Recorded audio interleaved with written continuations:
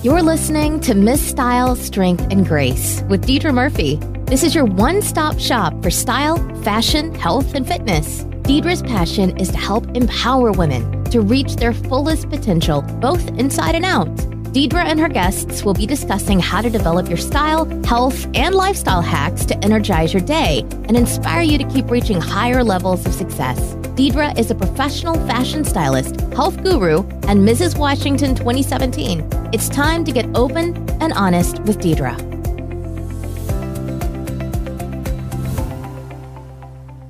Well, I'm super excited after that intro to introduce our guest today. Her name is Erin, and it's actually been a while since I've seen her in person, even though we both live in the same town, but just different schedules and whatnot. So I'm really excited to have her on this podcast interview today. So I'll go ahead and lend it over to Erin. So Erin, why don't you give our listeners and our audience today a little glimpse of who you are and what you do?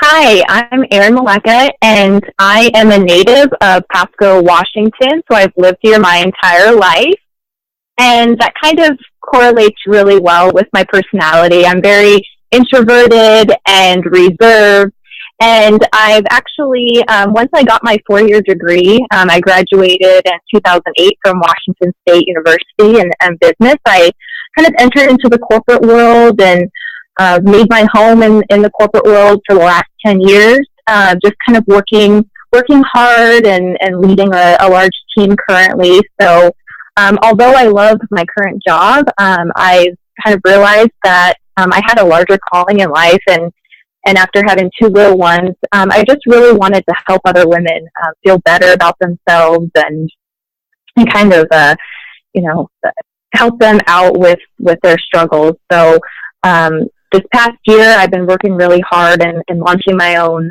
website and business and helping especially women with the weight loss and the keto diet. And I understand that that's a current health fad right now, but it's actually really helped me along my journey. So excited to share a lot about that during today's podcast. Awesome. Well, yeah, that's exactly why I wanted to have you on, is I know that's your mission to help inspire other women as well, as is my mission. And I felt like, it's a good meshing of the two. And I wanted to be able to help share your message with a broader audience as well. So I wanted to hear too, what is the story that spurred all this? Like, I know you talked about an autoimmune disorder, which I didn't even know about. So if you wouldn't mind, can you share with us what the autoimmune disorder was or is, and how you started to incorporate a keto lifestyle and what that did for you? Yes, absolutely. So with my autoimmune disorder, it's a form of IBS, and I know that there's, even this past 10 years, I've actually was diagnosed, and I'll tell you my story in a little bit. There is some stigma, especially with women wanting to talk about that. So it was kind of in the dark for a really long time, didn't talk about it, and still struggle to talk about it today. But I know it's something that really, it could help somebody else out. So that's why I want to spread the word about diet and nutrition and that sort of thing. So in 2009, I started, in 2008, I got my corporate job, and by nature, I have a lot of stress and anxiety, and I put most of that on myself, but it really did manifest itself into an autoimmune disease. So I was diagnosed with it's called Ulcerative Colitis. It affects about 1% of the population, and it is a form of IBS. And I can distinctly remember myself, in the doctor's office, and the doctor telling me this news, and as he's handing me these 3 or 4 or 5 pamphlets on this disorder, I kind of hit rock bottom in a way, because I'm like, I thought I lived a healthy lifestyle. Why me? And so I was kind of filled with all of these emotions, and I could just remember the tears running down my face when the doctor told me about this. So it was just kind of one of those things where the first thing I asked him was, does diet play a role in this disease? And his answer was no. And I basically took that. I trusted him. I trusted this doctor, and he said no. And so I just kind of lived my own life. He loaded me up with medication, and along I went. Well, about, I would say, a month or two later, as things weren't working and I wasn't giving myself enough time to heal, I ended up taking this medication, which I later found out was actually given to patients who had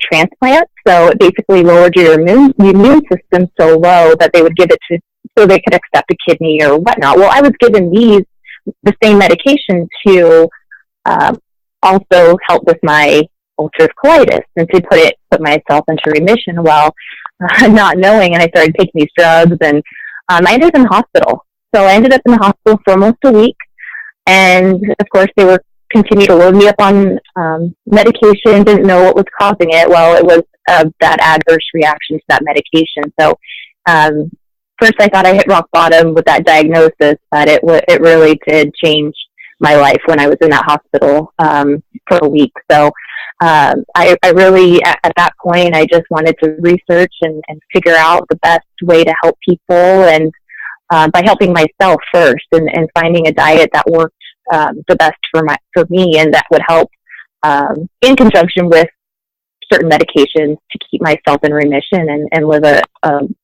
stress-free lifestyle. So it's been a long journey. I could say that.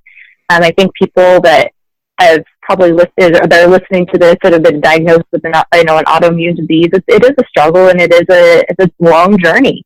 And I feel like 10 years later, almost, that I finally got a handle on, what can help me, what can help others, what things in my diet are stress, and what can kind of flare up, because I do still get, flares every once in a while, but really just help mitigate a lot of that disease causing, and diet does play a lot, especially within any IBS related symptoms. There definitely is probably a magic formula. You just have to kind of test the waters a little bit. But then I did find the keto diet, so that has really helped me a lot this past year to help calm a lot of those symptoms down. So that's kind of my health journey in a nutshell. I was probably a little long-winded, but no, it's okay. Hopefully that long-winded storyteller. I'm like, do you want the longer version? Yeah. Oh my goodness, there's just so much to unpack there. I mean, I obviously said I couldn't believe when you were telling your story that the doctor said that diet didn't play any role. Like, what the heck? But also, I really wanted to know, just to help explain, how severe your symptoms can and are for your body, or can be, and how difficult they are to manage. Like, what are some of the symptoms that you've had to deal with, and specifically too, like, what were the ones that led to being hospitalized for a week?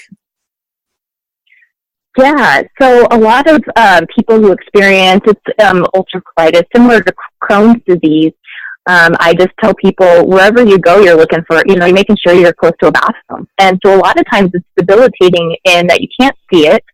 You really don't know. I mean, there could be a lot of people walking around with it, but it's a silent disease, and it almost plays with your mind, because you always have to be prepared. Okay, if I leave the house, I have to make sure you're close to a restroom, or and sometimes you just don't go out of the house.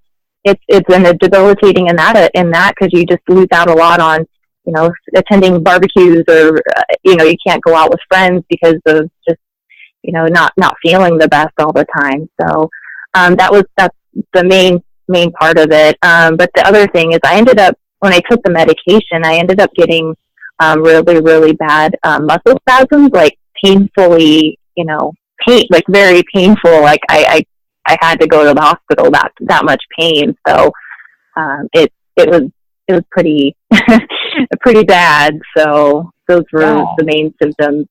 Yeah, it's something that you would never understand or experience until it actually happened. So it was pretty intense, a pretty bad side effect, I would have to say.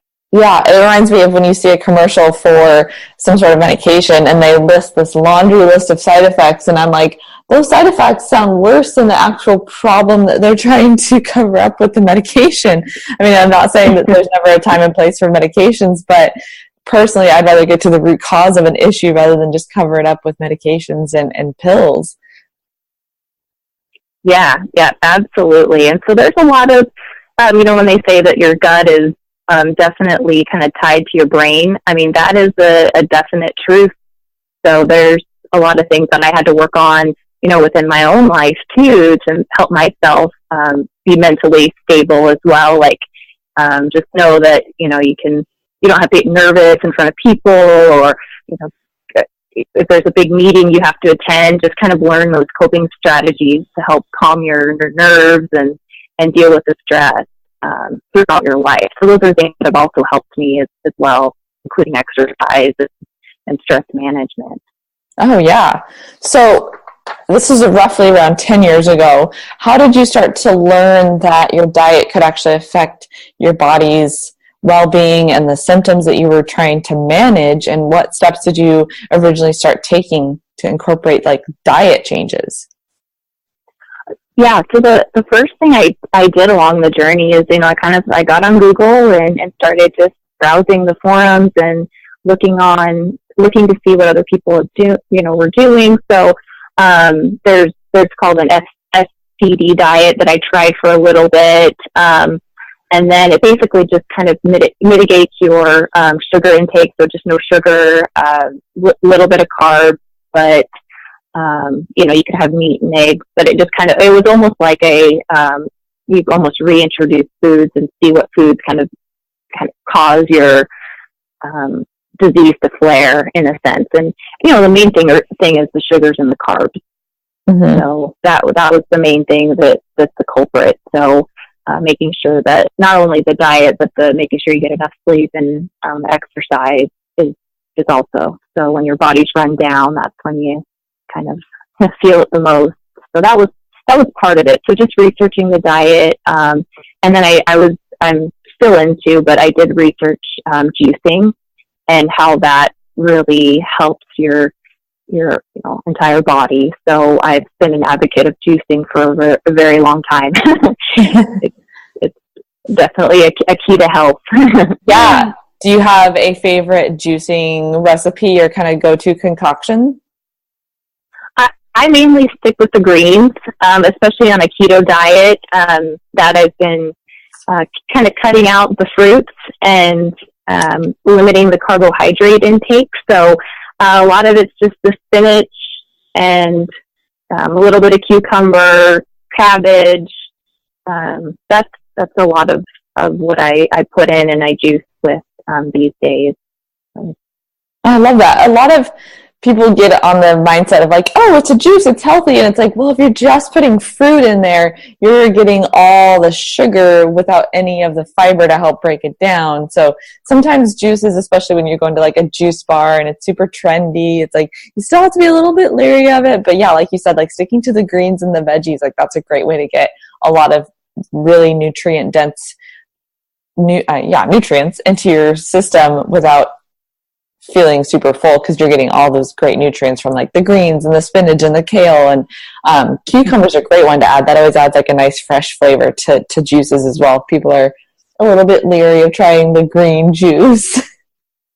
Yes, ease into it. That's all I have to say. So, yes, yeah. When I juice a little bit, but only drink like part of it and split it with somebody else. It's like, okay, like that's fine. Like get your foot in the door, or just one. Yes, absolutely.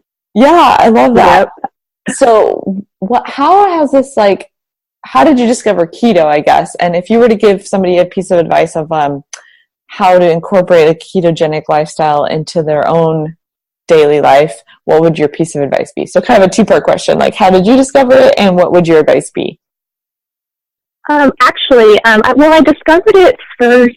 I was watching Netflix, and I believe it was Netflix, and they actually came out with a documentary called The Magic Pill, and it basically it was a documentary about how people who they were taking the keto diet and giving it to either children who had autism, people who had some autoimmune disease, and how their lives have changed. And it kind of inspired me just to look into it. So, and I heard about it before, and I just tried it myself, and it made me feel really good, because I was limiting my carbohydrate. One reason that causes that gut inflammation is, all the bad bacteria feeding on the carbohydrates and sugars. So even though you're giving your body good carbohydrates, they're still feeding the glycogen store. So that was one of the kind of what things that inspired me. So after doing a lot more research, the diet has been around for a really long time. With the onset of medication, it was easier to give kids, younger patients back in the 1920s, medication as it came out. So back in the 1920s, they were actually giving the keto diet, a ketogenic diet, to children who have battled epilepsy. So they found a lot of really good results with that, reducing the epileptic seizures and or reducing them. So it really has been around for a really long time. It's now just been mainstream as the diet unfolded and social media and everybody else has kind of got on the bandwagon. So that's kind of the first piece that inspired me. So a day in the life. So what I would suggest to others who are wanting to try this diet, depending on where your level of nutrition and your comfort level with food is, I would just say that start with I would recommend like a 21-day kind of sugar carb cleanse. So just focus not necessarily on the carb intake, but focus on just cleaning out your pantry, getting rid of all of the sugars and complex carbohydrates that are not good for you, and don't get tempted with that. So do a pantry cleanse and a refrigerator cleanse and get all the bad stuff out, and then really just focus on eating lots of vegetables, some fruits that aren't the on the high glycemic side, and ease your body into it for 2 to 3 weeks, and then start decreasing your carbohydrates down to like 20 grams a day. So that would be my recommendation, to just start slow, because you don't necessarily always have to be in ketosis to reap the benefits of it. Although it's a great, when you are in ketosis, it's such a different state of mind, and you feel like a different person, to be honest, but you don't have to necessarily be in ketosis to get the benefits. So it's something that I'm super passionate about and love learning about it all the time, because it's kind of this, you kind of have to just see where the road takes you. And but yeah, it's exciting. It's very exciting to know that it helps myself, but also can help others, not just for weight loss, but for any autoimmune disease, and just the researching the supplements and good fats. So it's a lot of fun to learn about. Yeah, and it's so great to see like where each individual's body kind of does well at. Like when I first started learning about health and fitness and macros, and and people were like, macros, what is she talking about? That means your macronutrients, like your grams of carbs, grams of fat, and grams of protein that you're intaking, and just playing around with the numbers and be like, oh, like if I want to do this with my body, like I can switch my numbers around, get in more proteins or whatever. But specifically like carbs, people always think like, oh, well, it's a good carb, it's brown rice or it's sweet potatoes, so it's a good carb. And it's like, yes, those might be like healthier, low glycemic carbs, but a carb is a carb, whether it comes from cauliflower or brown rice or French fry, they're still carbs. And so just keto overall means like lower amount of carbs, and all the carbs you are getting are from your lower glycemic index level fruits and vegetables, but a lot more of your veggies, so like your cauliflower, your spinach, your greens, like that kind of thing. And then you're getting a moderate amount of protein, and then a higher amount of fats from everything from butter to coconut oil to avocados and seeds and nuts. And it's actually kind of fun. Like when I started to incorporate keto, I was like, oh, I can saute all this in butter, and I can add bacon to it. And my husband's like, yes, I'm on board with this whole keto thing. You got all the fats. I'm like, yes. Yeah. But it also can help so much too with like females in particular and hormone rebalancing.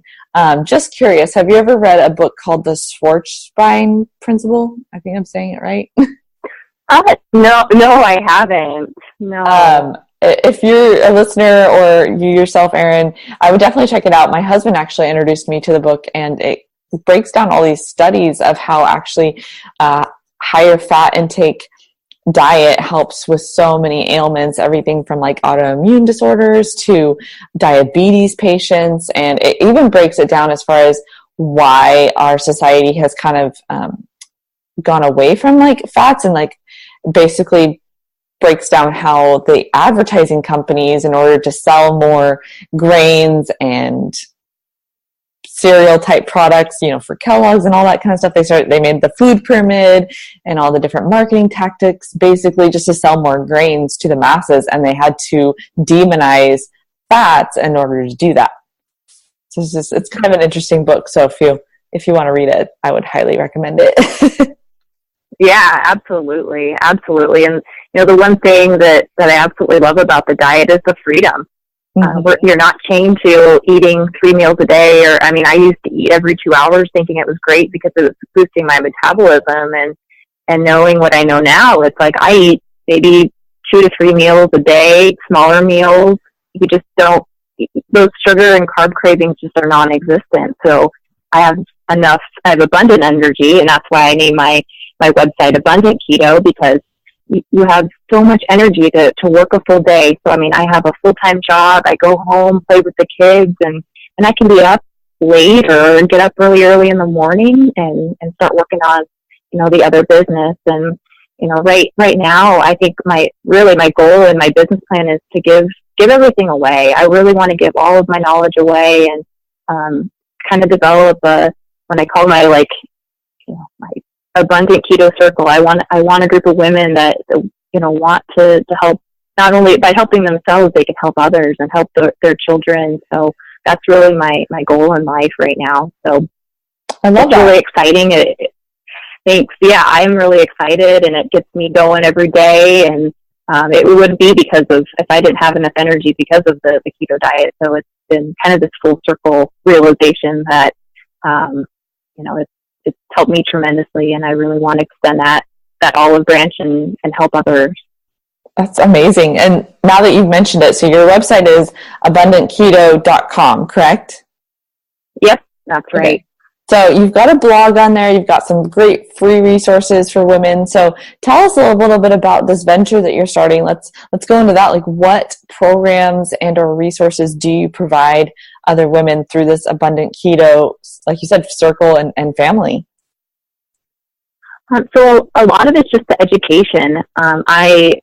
I've been consuming just studies and other podcasts and reading books, and just kind of immersing myself into this whole science behind why your body reacts the way it does. And so just really putting all the information into one central location for people at all starting points. So if you've been diagnosed with type 2 diabetes, or have insulin resistance, or just want to lose that last 10 pounds of baby weight, it'll be a site for you, because that's really what I want to do is just to help other women.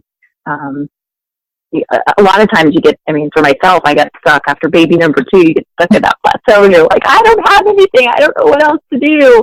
But that just kind of resets your metabolism and puts you over that hump to feeling better again. So that's really what that kind of that membership area, the free kind of group and circle will do for everybody. And then just keeping yourself accountable too. It's really hard to not have an accountability buddy all the time. And it's easy to kind of sneak into the pantry at night and eat a bunch of not good food. I'm guilty as charged. So having a place where women can just, talk freely and have goals and, talk about their struggles is really my main goal. Yeah, and help encourage one another. Like when I first started to do the keto thing, I had a friend kind of started out with me, and we're both like, okay, like we're both going to text each other if we're having that craving for cookies, and like stay out of the cupboards and don't bake them or whatever it is. Like, it's really helpful just to have that accountability partner almost. So I'm super excited that you're creating that platform for other women to connect with one another. Now, with that circle, do they have to live in our area, or is it something that will have a broad reach across, states and nation? Yeah, absolutely. It will be all over. I mean, that was the main thing, is being on an online presence. You can have that and connect with others throughout the world. So that's my goal, is to provide that information and support for other women. Why is it so important for you to help inspire and encourage other women? I think my main thing is just to make other women feel like they're everybody, all women are strong, but sometimes women don't believe it, and myself included. So I think it's just to really instill that, the more positive women and mentally balanced women we have out there, the better off our society and world is. Absolutely. That's my I loved on your website, you said something about you can't, or why so many women put themselves second, like they put everybody else first. And it always reminds me of that saying, you can't give from an empty cup. And so that's my mission too, is to help women take care of themselves first, and then they can actually have more, like you said, energy, love, more things to give from within. Yep. I love You've that. definitely given to me, so yes, I totally can agree. Yes, so you're definitely an inspiration to myself and to others. So I appreciate what you've been doing and all of your podcasts. So it's been awesome to keep listening. Oh, thanks. I'm glad, and I'm honored to have you as a guest here today too. Thank you. I'm very glad to be here. Well, I am just excited for other women to connect with you and find out more about this Abundant Keto group and lifestyle. But there's some questions that I ask kind of all my podcast guests. The first one is, what are your top 3 core values? We always talk about values and what people really resonate with. So I would love to hear what your top 3 core values would be. The first one is self-love. I mean, that would be on the top of the list. And then the second is in integrity, and having integrity in everything you do. And when you're not in line with your values, I mean, it doesn't make for a good life. So, and then the third is just hard work.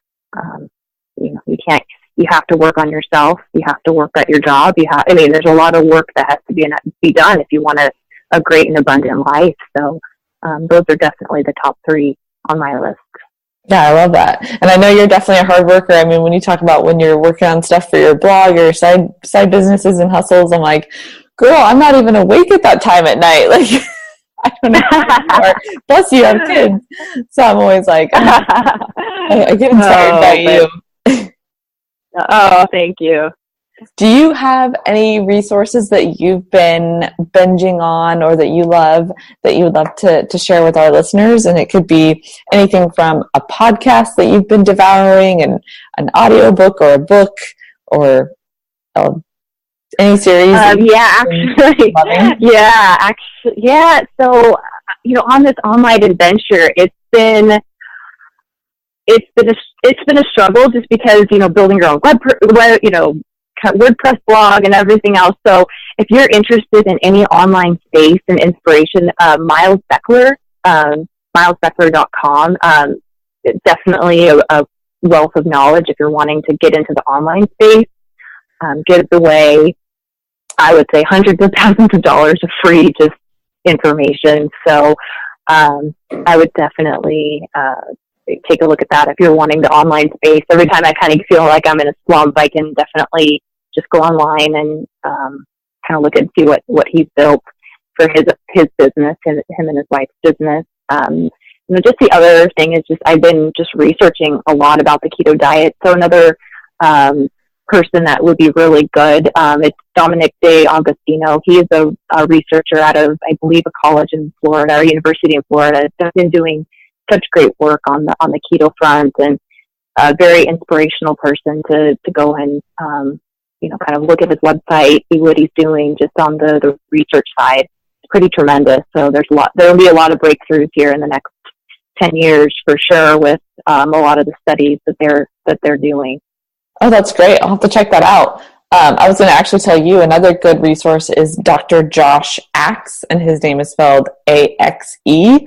His information on keto, and he has like kind of a 30-day like introduction to it program as well. Lots of good information there. And then, I mean, obviously he has his own line of things and products as well, everything from collagen to protein and everything else too. But if you just want like a quick start guide on like, okay, keto 101, like he has a great resource for that. So if my listeners want to check that out, I think his information is drjoshaxe.com, I think. But he's really, really knowledgeable. My last question is very open to interpretation, so take this any way you want, but what does it mean to do things with style and grace to you? Well, I think kind of going back to the core values, doing things with, number one, integrity, doing things from your true values, your heart, and then also just doing things that help others and to succeed with their goals. Being a positive person is definitely one of those characteristics that sometimes it's hard to do. But if you bring positivity into your life and to your day job, even whatever it may be, you really can help others and inspire others to live meaningful lives. And those are definitely my interpretation on style and grace. So. I love that. It's always such an interesting way for me to get to know my guests, whatever route they take it. So I love that. How can my listeners find more about the Abundant Keto group and lifestyle, and more about working with you in particular? Yep. So you can go into my blog. It is abundantketo.com, and there should be a sign up button. And once you sign up, you should get access to all the membership information. There'll be courses and videos, and it's all free. But then you'll have a chance to interact with. So there's a member site, so you can interact with other women, and I'll be in there daily because I just love it, and I do it daily. It's not something that I will just pop in there every once in a while. It's something that I have to do daily in order to keep my goals and all of my health things in check, my health ailments in check. So I definitely live this every day. So it's not something that I'm I do it from the bottom of my heart. I do believe in it, and it will help others. So yeah, that's really how anybody who wants to kind of see what it's like and join that membership group, they can hop onto abundantketo.com. Awesome. Well, that's super inspiring, and I'm going to have to check it out more. And I just appreciate you giving of your time today and be willing to share and open up about your struggles and how you have a mission of helping other women today. So thank you, Erin, for being on the podcast. Hey ladies, thanks for listening, and we hope you enjoyed today's episode. To help empower more women, please be a doll and rate, review, and subscribe to this podcast. For show notes and other free resources we mentioned today, go to stylebydeidre.com.